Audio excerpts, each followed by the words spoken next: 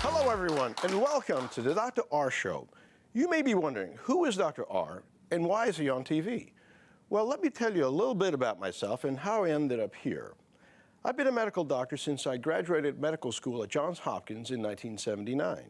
I then trained for 6 years in neurosurgery at UT Southwestern in Dallas at Parkland Hospital.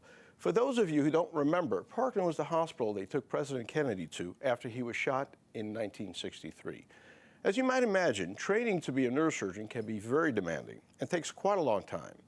I finally finished my training at age 30, which is when I started my practice in neurosurgery, where I performed brain and spine surgeries. Everything was going great until I hit age 50, at which point I began to feel the effects of aging. Aging is an interesting phenomenon. As we get older and older, the definition of aging gets pushed further and further into time. When we are 20, we think old age is when we hit 50. When we are 50, we think old age is when we hit 70. And when we hit 70, we think that old age is when we turn 90. However, chronologic age often does not correlate with our biologic age. Biologically, we can be much older than what the calendar is telling us.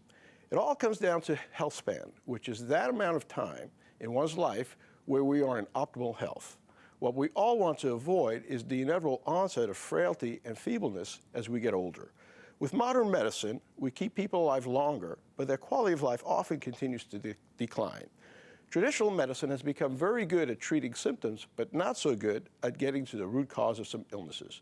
That is exactly what happened to me when I hit 50. I had always been a high-energy guy, working 16-plus hours a day, taking care of various neurosurgical problems, which often were emergencies occurring at any time, day or night.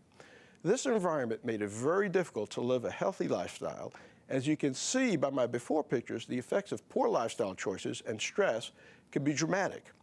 This is the situation I faced in my early 50s. I hit a brick wall, and so my energy levels plummeted and my waistline expanded no matter what I did.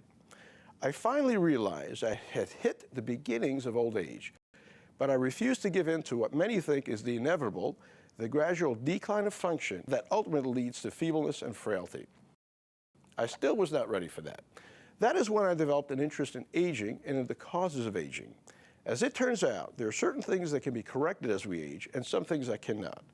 By focusing on what we can correct and influence, we can return our bodies to optimal health and expand our health spans, thus having an improved quality of life well into the future.